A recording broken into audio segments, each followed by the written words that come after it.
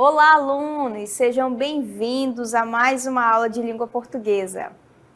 Eu sou Milena Marães, professora de língua portuguesa, e é um prazer tê-los aqui. Afinal, o que nós vamos estudar nesta aula, professora? Acompanhe aí comigo. O nosso objeto de conhecimento é inferências textuais, intencionalidade discursiva e identificação dos recursos argumentativos, sustentação, refutação, contra-argumentação e negociação. Conhecimento dos mecanismos linguísticos de articulação de ideias, blocos de composição, coerência e coesão textual.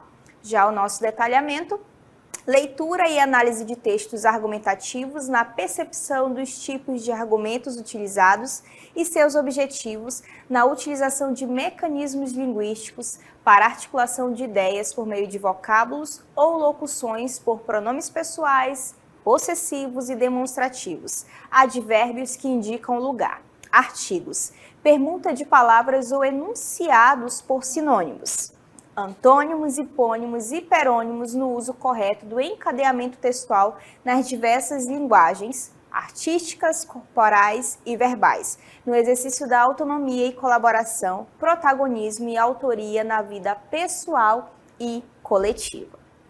Então, depois da leitura aí dos dois elementos, vamos à nossa aula?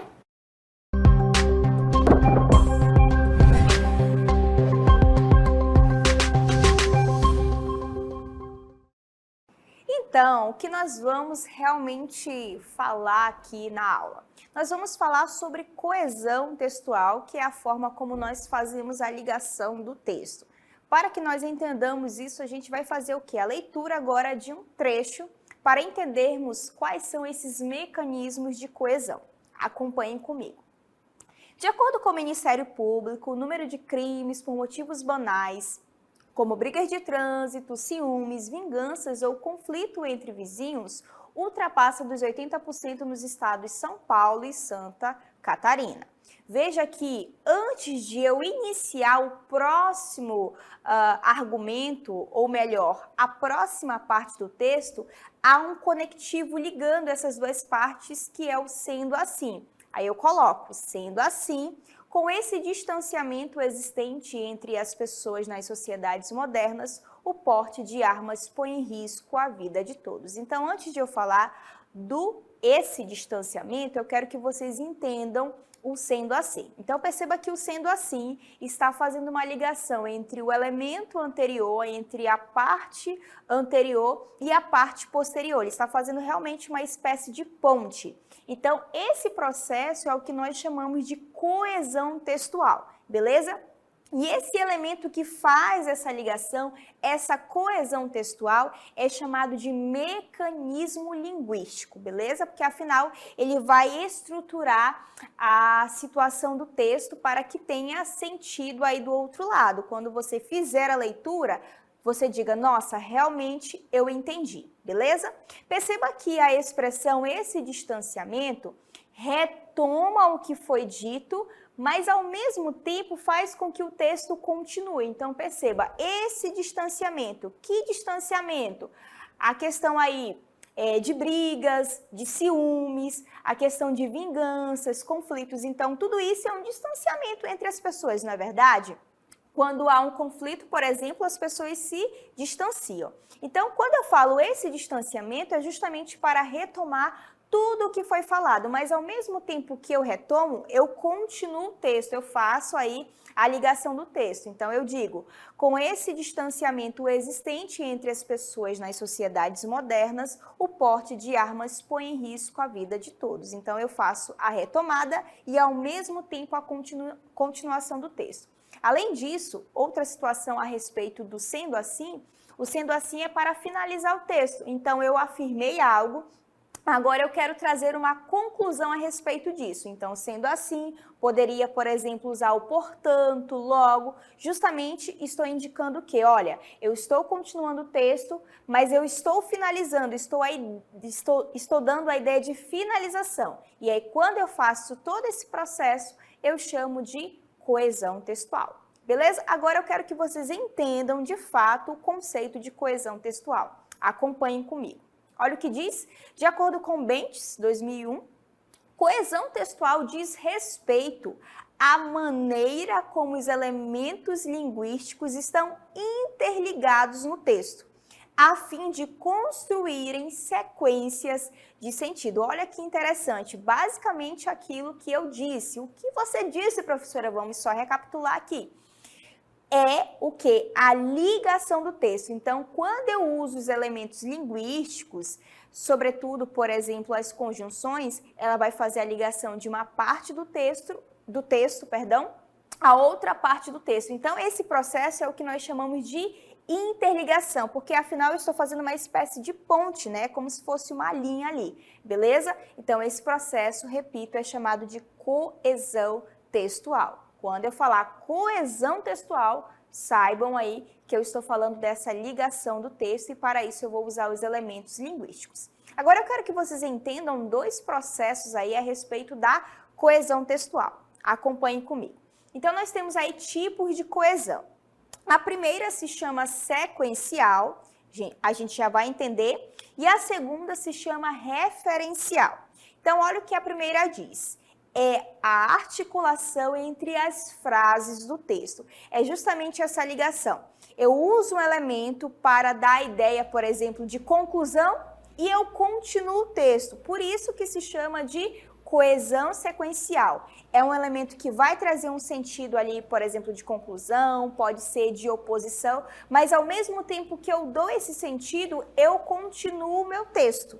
Então é por isso que se chama coesão sequencial, eu dou sequência ao texto. Eu acredito que até na sua fala, você não fica, por exemplo, produzindo as seguintes frases.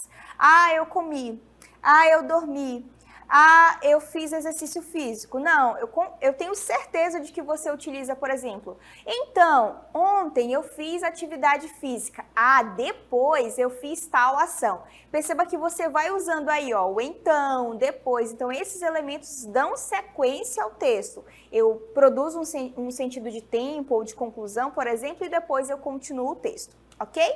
A referencial, olha o que diz.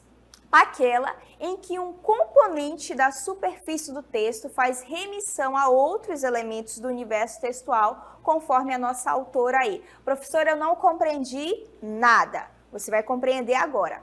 A coesão referencial é justamente o que você viu. É quando um elemento retoma algo que já foi dito e faz com que o texto continue.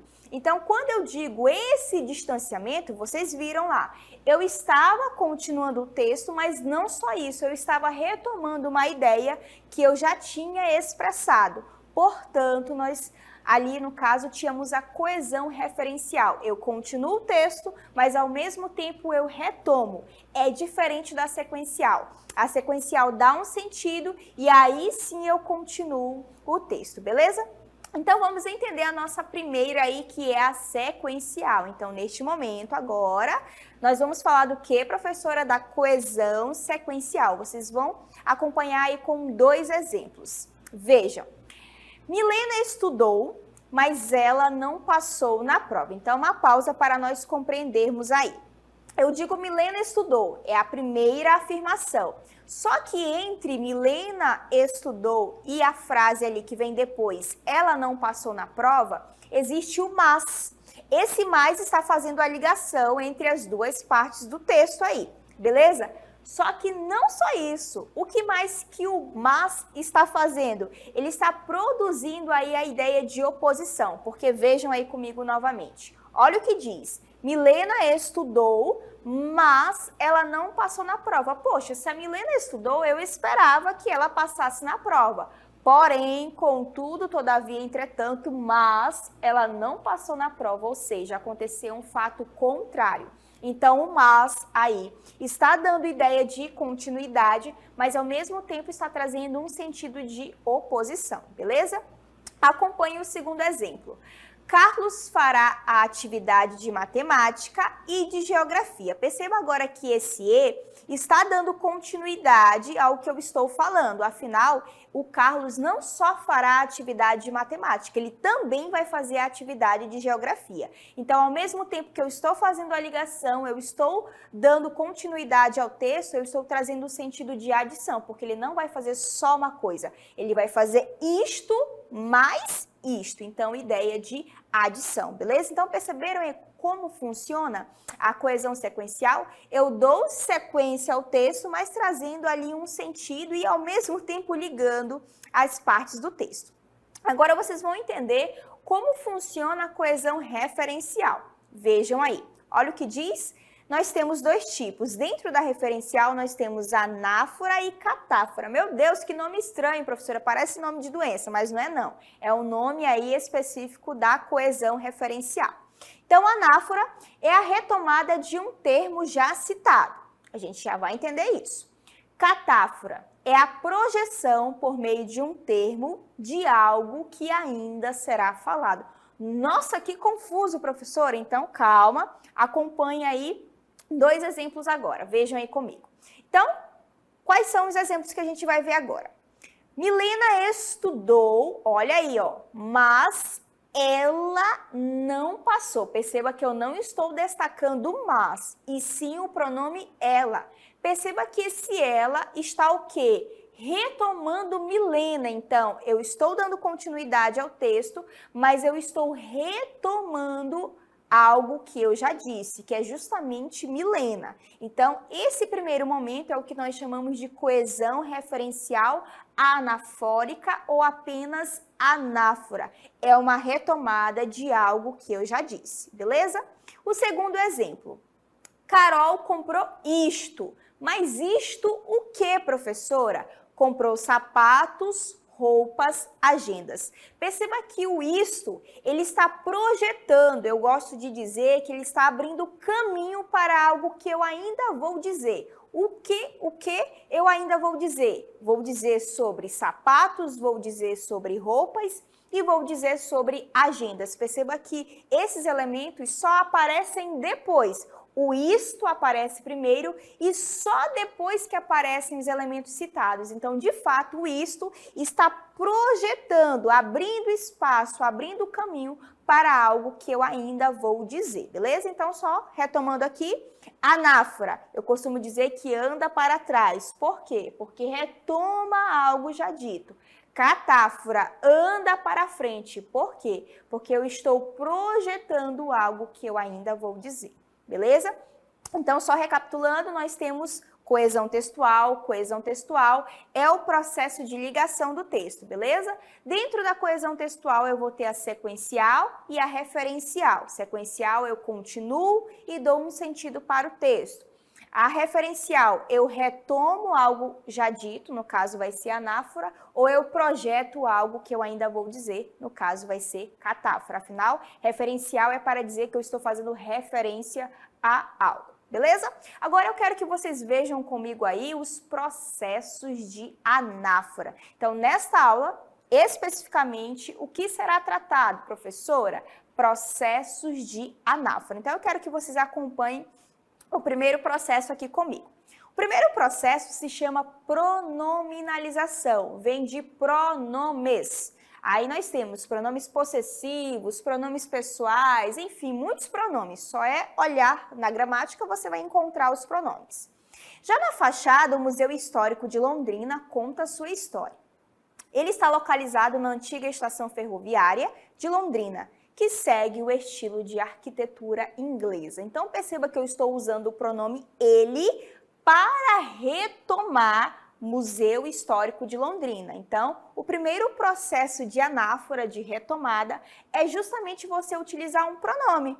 No caso, eu estou usando o pronome pessoal de caso reto, mas eu poderia, por exemplo, se fosse o contexto, um pronome possessivo, um pronome demonstrativo, depende da situação. Beleza? Então, nós temos o primeiro caso, que é o uso de pronomes. Isso é muito importante na hora que você está escrevendo uma redação. Para não ficar repetindo a palavra, o museu histórico está localizado, não. Use pronomes, beleza?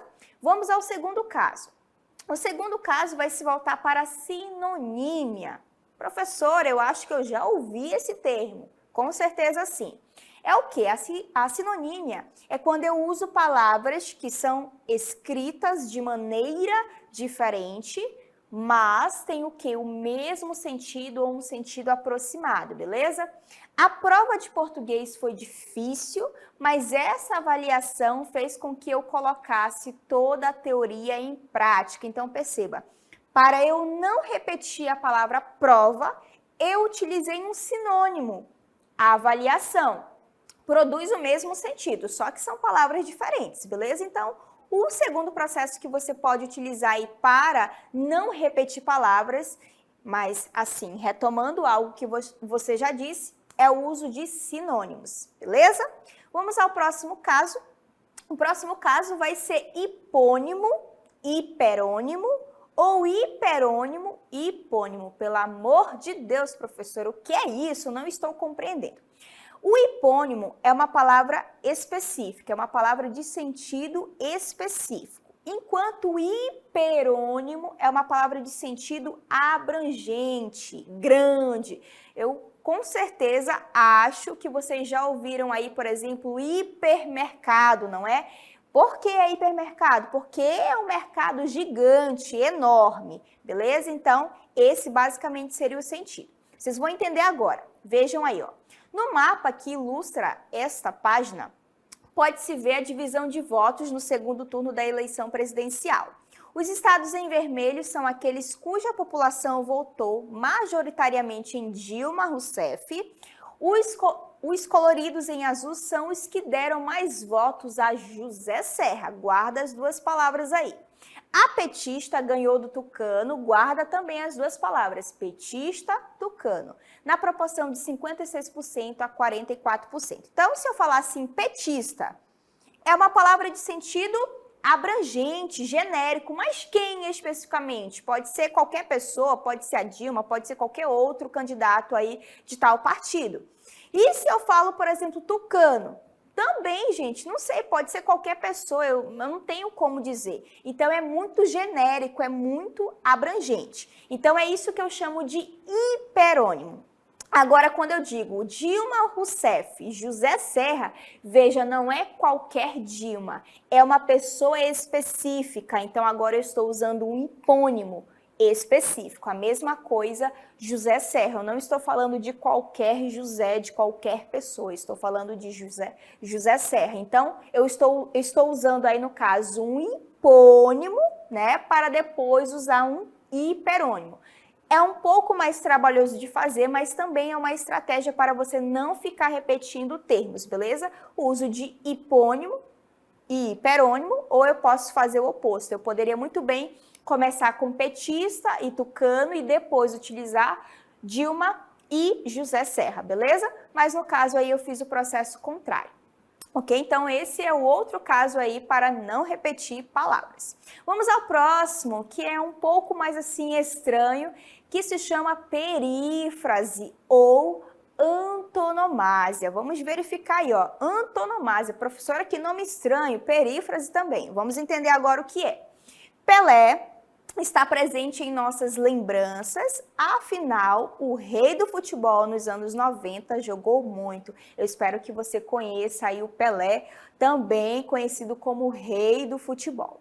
Então, gente, veja que eu estou usando no segundo momento, ao dizer rei do futebol, uma espécie de apelido de Pelé. O nome da pessoa é Pelé. Mas depois, para não repetir esse nome, eu usei um apelido dele, né, pelo qual ele é conhecido, que é o rei do futebol. Perceba que eu estou produzindo o mesmo sentido, a diferença é que eu usei um apelido em vez de repetir o nome dele. Então, esse outro processo também é válido para o quê, professora? Justamente para você não repetir palavras.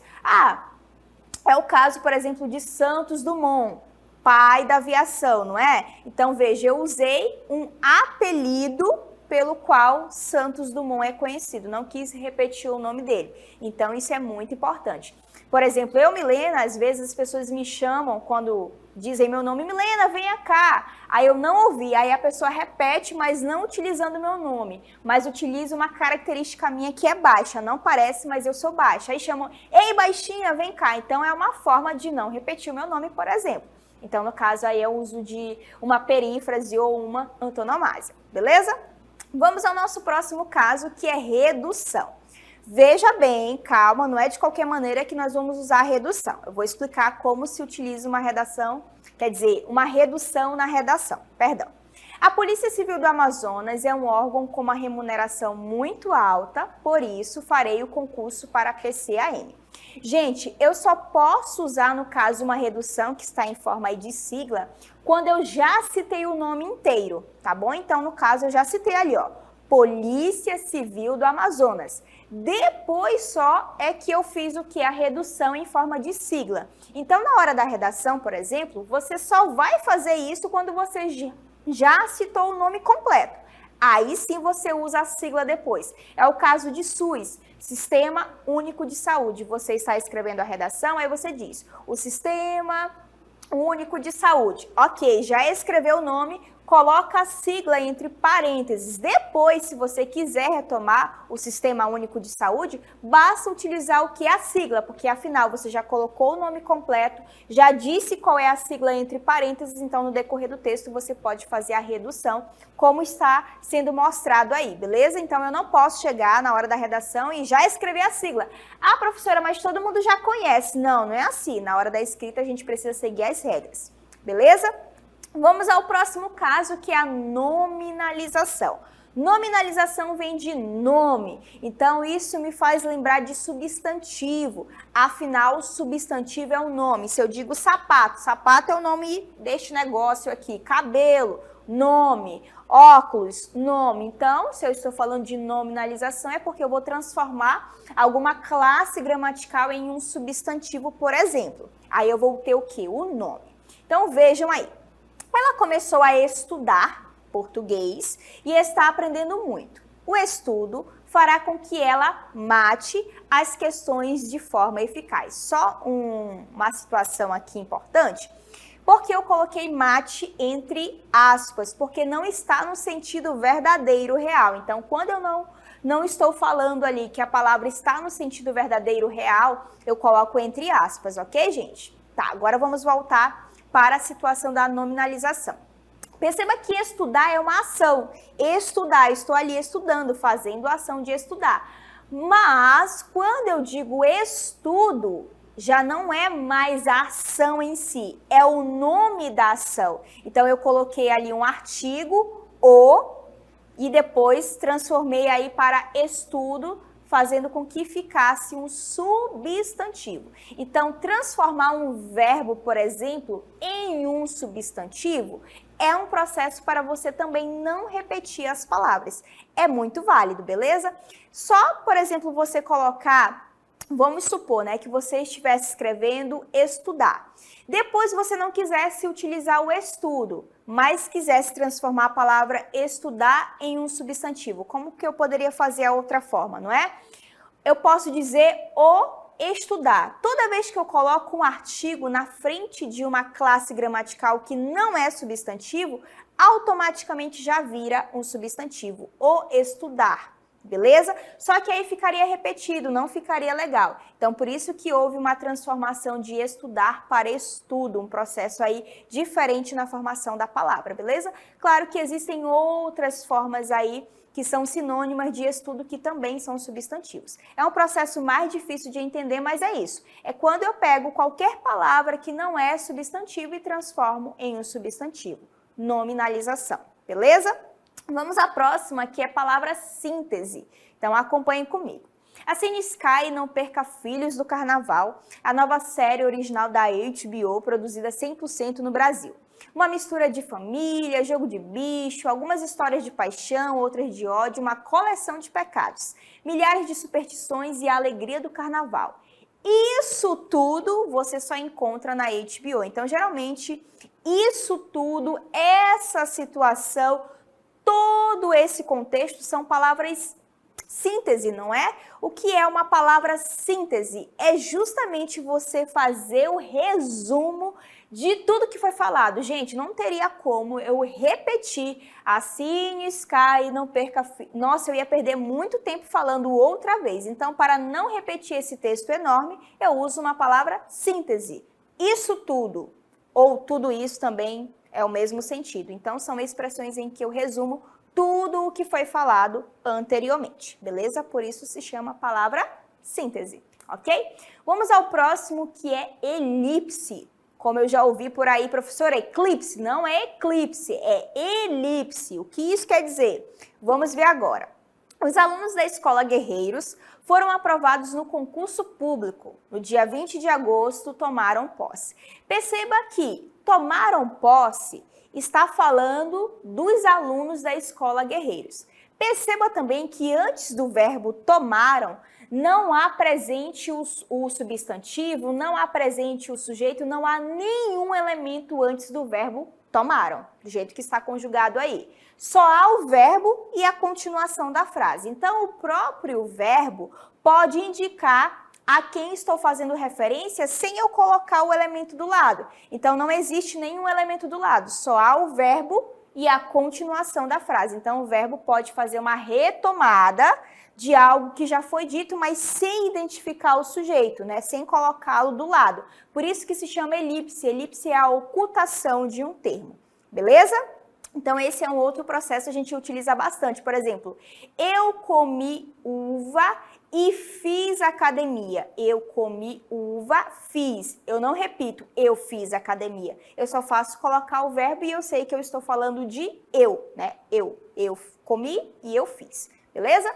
Vamos ao próximo aí que se chama numerais. Sobretudo, os numerais que nós consideramos como ordinais. Júlia e Mateus são excelentes alunos. A primeira foi aprovada na Polícia Rodoviária e o segundo foi aprovado na Polícia Federal. Primeiro está falando de quem? Juliana. E o segundo está falando de quem? Mateus. Então, utilizar números ordinais, o primeiro, o segundo, o terceiro, etc., também é uma forma de não repetir o nome de cada pessoa que eu citei ou repetir os elementos que eu já citei, ok? Numerais é uma forma muito boa também de fazer a não repetição. Vamos ao próximo. O próximo vai se chamar verbos vicários, especificamente o ser e fazer. Professora, que nome estranho é esse? Verbos vicários? Sim, os verbos ser e fazer são verbos que podem estar no lugar de qualquer outro verbo. Vejam bem, é necessário que você comece a estudar. Fazê-lo te trará aprovação e, consequentemente, posse. Perceba que o fazer está substituindo aí dois verbos, basicamente. Comece a estudar. Fazer o quê? Comece a estudar. Então, esse fazer está direcionando aí para o quê? Para o comece a estudar. Então, os verbos ser e fazer são verbos que podem substituir qualquer outro verbo, beleza? Por isso que se chamam de verbos vicários, ok? Então, só repetindo, verbos vicários, sobretudo ser e fazer, são aqueles verbos em que eles podem assumir o lugar de qualquer outro verbo que não vai dar problema. Pode colocar o ser, pode colocar o fazer que vai dar tudo certo, ok? E nós temos o próximo elemento aí, que é advérbios. Sobretudo, neste caso, o advérbio de lugar. Vamos ver. Um lugar para passar as férias é Fernando de Noronha. Não sei se vocês conhecem esse lugar, né? Se não, já dá uma pesquisada aí depois. Lá, você pode fazer várias atividades turísticas. Perceba que o lá está indicando um lugar. E ele está retomando quem? Fernando de Noronha. Geralmente nós utilizamos os advérbios de lugar para fazer as referências. Aqui, lá e outros, beleza? Mas eu especificamente estou usando lá. Então, advérbios também são formas de retomar o quê? Algo que eu já disse para que eu não repita. Porque olha como ficaria estranho. Um lugar para passar as férias é Fernando de Noronha. Fernando de Noronha, quer dizer, em Fernando de Noronha você pode, não fica legal. Então é melhor realmente utilizar o lá, beleza? Então advérbios são o que? Outras maneiras aí, na verdade, outra maneira de você fazer a retomada sem repetir palavras. Então vamos só fazer uma síntese do que nós vimos nesta aula. Acompanhem comigo. Nós vimos o que é coesão, Coesão é a ligação do texto, não é? E aí eu vou ter a coesão sequencial, vou usar ali os elementos para dar um sentido de oposição, de adição, depende do que eu vou fazer, e vou dar continuidade ao texto. E eu vou ter o processo de referencial, não é? De referência, coesão referencial, em que eu vou retomar elementos já expressos ou eu vou projetar elementos que ainda serão ditos, beleza? Neste caso, nesta aula, nós vimos o que? Os processos de anáfora, em que eu retomo elementos já citados, em que eu retomo elementos já expressos. E aí eu mostrei como que vocês podem fazer para retomar esses elementos sem que haja repetição. Beleza? Eu espero que eu tenha colaborado com o seu aprendizado. Eu espero também que eu tenha feito o quê? Você entender, porque são muitas informações. Eu fico por aqui.